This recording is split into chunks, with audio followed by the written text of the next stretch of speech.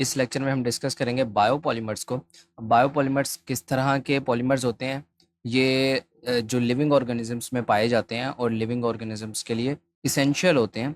इस तरह के जो पॉलीमर्स होते हैं उनको हम बायोपॉलीमर्स कहते हैं। तो मेजरली हम 4 बायोपॉलीमर्स डिस्कस करेंगे, जिनमें है कार्बोहाइड्रेट्स, लिपिड्स, प्रोटीन्स और न्यूक्लिक एसिड्स। तो इन्हीं को हम वन बाय वन करके डिस्कस करते हैं। तो कार्बोहाइड्रेट्स की बात करें तो कार्बोहाइड्रेट्स का जो सोर्स है वो फ्रूट्स होते हैं, वेजिटेबल्स और जो ऑर्गेनिक कंपाउंड्स हम अपने फूड में यूज़ करते हैं उनमें सब में कार्बोहाइड्रेट्स पाए जाते हैं। तो कार्बोहाइड्रेट्स मोस्ट अबंडेंट बायोमोलिक्यूल्स हैं अर्थ पर। अगर इसकी कंपोजिशन देखें तो इसकी कंपोजिशन में हम देख सकते हैं कि वाटर है और कार्बन के मॉलिक्यूल्स हैं। ठीक है, यहाँ पर एक्स और वाई डिनोट कर रहे हैं कार्बन के जितने भी एटम्स होंगे और इसके अलावा वाटर के जितने भी मॉलिक्यूल्स होंगे उनको भी हमने डिनोट कर दिया। और कार्बोहाइड्रेट्स को शुगर्स के नाम से भी जाना जाता है। और इसके अलावा कार्बोहाइड्रेट्स को हम क्लासीफाई कर सकते हैं पॉलीहाइड्रोक्सी एल्डिहाइड्स में और कीटोन्स में। तो ये दो जो कंपाउंड्स होते हैं, जो दो फंक्शनल ग्रुप्स हैं एल्डिहाइड्स और कीटोन्स, इनमें हम कार्बोहाइड्रेट्स को क्लासीफाई करते हैं। उसके अलावा हम कार्बोहाइड्रेट्स की टाइप्स देखते हैं, तो इसमें 3 टाइप्स के कार्बोहाइड्रेट्स हम डिस्कस करेंगे। सबसे पहले हमारे पास मोनोसेक्राइड्स और ओलिगोसेक्राइड्स हैं, उसके बाद हैं पॉलीसेक्राइड्स। तो पहले इन तीनों का कंपैरिजन करते हैं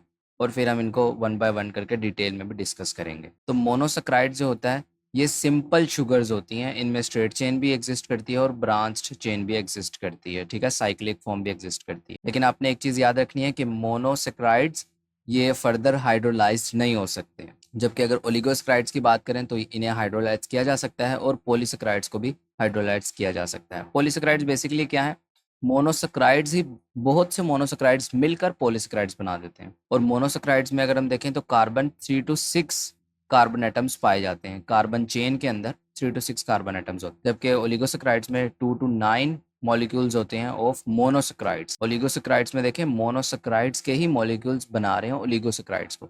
इसी तरह से पॉलीसेक्राइड्स की बात करें तो ये 10 to 1000 यूनिट्स मिलकर मोनोसेक्राइड्स के पॉलीसेक्राइड्स बनाते हैं। ठीक है, तो इस तरह से मोनोसेक्राइड से ही ओलिगोसेक्राइड और पॉलीसेक्राइड बनते हैं। मोनोसेक्राइड्स में इनकी शेप देखें तो वाइट क्रिस्टलाइन शेप में पाए जाते हैं। ओलिगोसेक्राइड्स भी वाइट क्रिस्टलाइन फॉर्म में होते हैं, जबकि पॉलीसेक्राइड्स अमोर्फस सॉलिड की फॉर्म में एग्जिस्ट करते हैं, यानी कि इनके पास कोई स्पेसिफिक स्ट्रक्चर नहीं होता। अब चूंकि ये बहुत ज़्यादा इस तरह से इनके मॉलिक्यूल्स होते हैं, मोनोसेक्राइड से मिलकर बनते हैं, तो इसी वजह से ये अमोर्फस सॉलिड्स के तौर पर जाने जाते हैं। इनमें कोई स्पेसिफिक स्ट्रक्चर नहीं होता, ये रैंडमली अरेंज किए जा सकते। टेस्ट की बात करें तो मोनोसेक्राइड्स स्वीट होते हैं टेस्ट में, ओलिगोसेक्राइड्स भी स्वीट होते हैं टेस्ट में, क्योंकि ये मोनोसेक्राइड के 2 से 9 तक मॉलिक्यूल्स कंटेन करते हैं इसी वजह से। और अगर हम पॉलीसेक्राइड्स की बात करें तो ये टेस्टलेस होते हैं। मोनोसेक्राइड्स सोल्यूबल होते हैं वाटर के अंदर, ओलिगोसेक्राइड्स भी वाटर के अंदर सोल्यूबल होते हैं, और जबकि पॉलीसेक्राइड्स जो होते हैं वो वाटर के अंदर इनसोल्यूबल होते हैं। इसके अलावा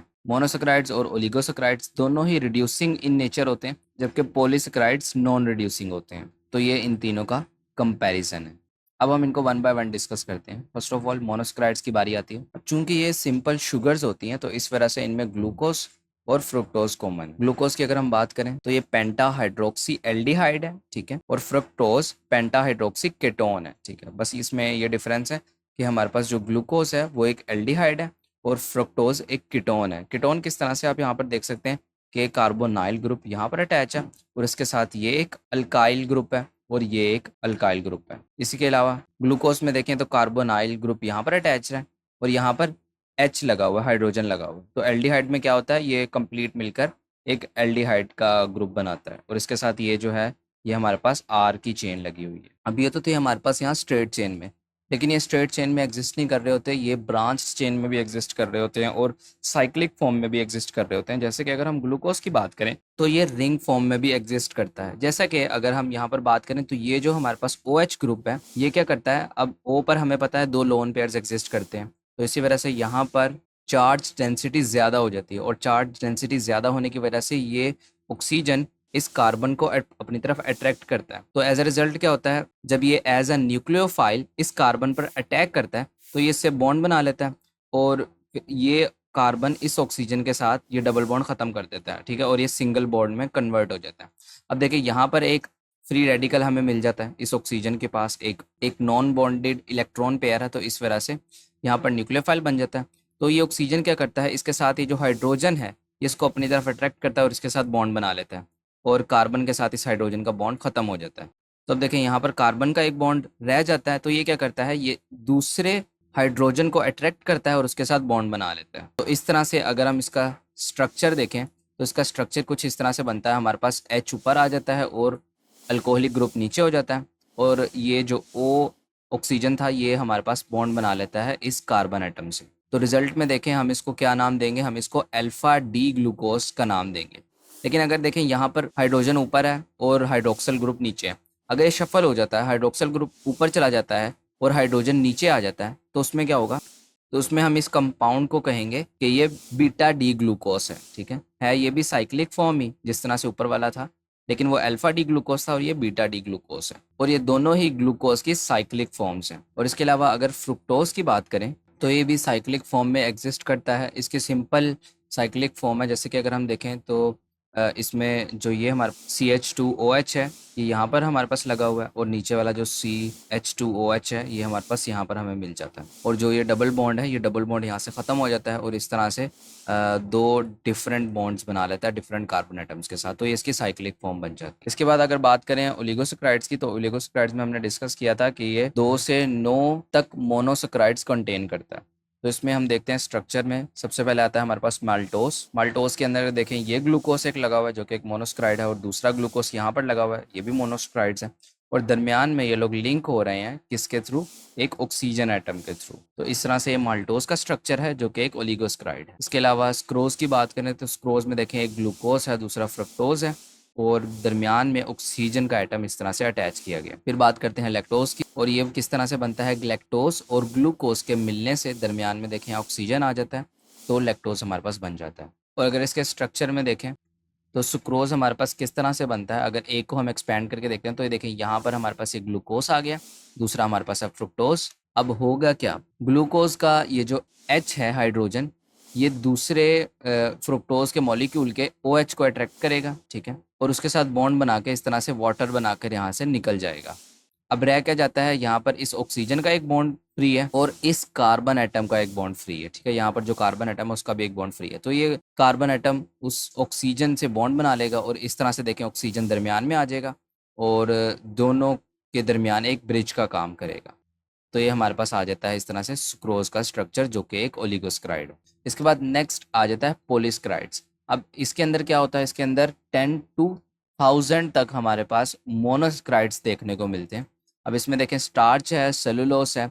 अब ये दोनों ही इरेगुलर फॉर्म में देखें इस तरह से पाए जाते हैं, इनका कोई रेगुलर फॉर्म नहीं होता क्योंकि ये एक अमोर्फस सॉलिड है, और अमोर्फस सॉलिड के अंदर कुछ स्पेसिफिक सिमेट्री नहीं होती है, ठीक है, तो हम यहाँ पर इनके स्ट्रक्चर को देख सकते हैं। इसके अलावा अगर हम फर्दर ब्रीफली डिस्कस करें स्टार्च को, तो स्टार्च पॉलीमर होता है अल्फा डी ग्लूकोज का, और ये साथ ही मिक्सचर होता है 2 पॉलीसैकराइड्स का। और अगर इसमें स्ट्रक्चर्स की बात करें तो हमारे पास दोनों तरह से एग्जिस्ट करता है, स्ट्रेट चेन में भी एग्जिस्ट करता है जिसके अंदर सिंगल चेन होती है, और इसके अलावा ब्रांच्ड चेन में भी एग्जिस्ट करता है। जो स्ट्रेट चेन है उसको हम अमाइलोस कहते हैं, और जो ब्रांच्ड चेन है उसको हम अमाइलोपेक्टिन कहते हैं। तो यहाँ पर आपने एक और चीज़ याद रखनी है कि ये जो स्टार्च है वो इन दोनों का मिक्सचर होता है, ठीक है, और मिक्सचर किस तरह होता है, 10 to 20% अमाइलोस पाया जाता है स्टार्च के अंदर, और 80 to 90% अमाइलोपेक्टिन पाया जाता है स्टार्च के अंदर। और इसके साथ आपने याद रखना है कि अमाइलोस वाटर के अंदर सॉल्युबल होता है, और अगर हम इसको आयोडीन के साथ रिएक्ट करवाते हैं तो ये डीप ब्लू कलर शो करता है,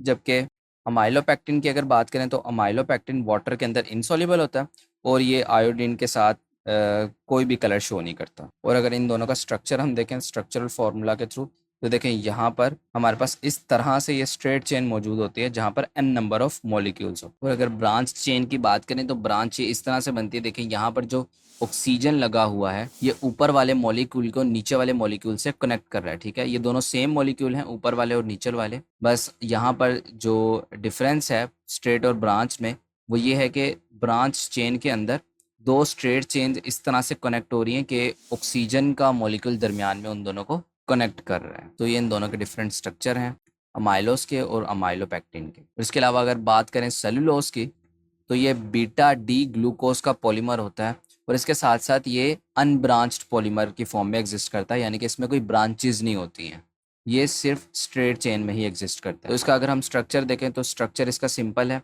दरमियान में जो ऑक्सीजन्स हैं वो इसके मॉलिक्यूल्स को कनेक्ट करते हैं, और ये साथ में एक बीटा डी ग्लूकोज की इस तरह से चेन बना लेता है, जिसको हम कहते हैं सेलुलोज। ये सारे हमारे पास बीटा डी ग्लूकोज यहाँ पर अटैच किए गए हैं एक दूसरे के साथ, और रिजल्ट में हम देख सकते हैं कि पॉलीमर एक बन रहा है, एक बड़ा मॉलिक्यूल बन रहा है जिसको हम सेलुलोज कह रहे हैं। इसके बाद लास्ट पॉलीस्कैरिड की बात करेंगे, दैट इज ग्लाइकोजिन। अब ग्लाइकोजिन जो है ये एनिमल्स के अंदर मेन स्टोरेज पॉलीस्कैरिड के तौर पर काम करता है, और इसके अलावा ये लिवर और मसल्स के अंदर स्टोर होता है, और इसे हम एनिमल स्टार्च के नाम से भी जानते हैं। और जब इसको हाइड्रोलिसिस करते हैं तो हाइड्रोलिसिस से हमें ग्लूकोज मिलता है। तो इसकी कुछ प्रॉपर्टीज़ हैं, और इसके अलावा इसका कुछ स्पेसिफिक स्ट्रक्चर हमारी बुक में नहीं दिया गया। तो इस तरह से हमने कार्बोहाइड्रेट्स का पोर्शन यहाँ कंप्लीट किया।